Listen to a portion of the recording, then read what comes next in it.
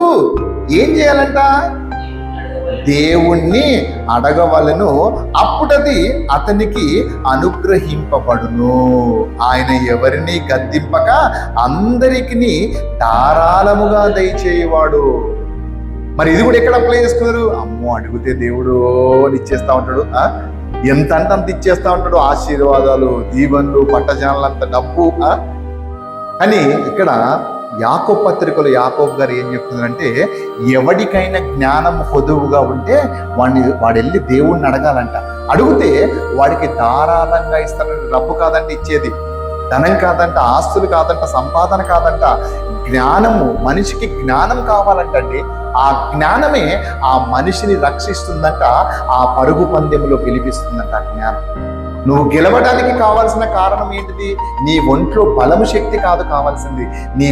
నీ ఆత్మకి ఏం కావాలంట? జ్ఞానం అవసరమంట. ఈ జ్ఞానాన్ని అడగమంటున్నాడు ఇక్కడ.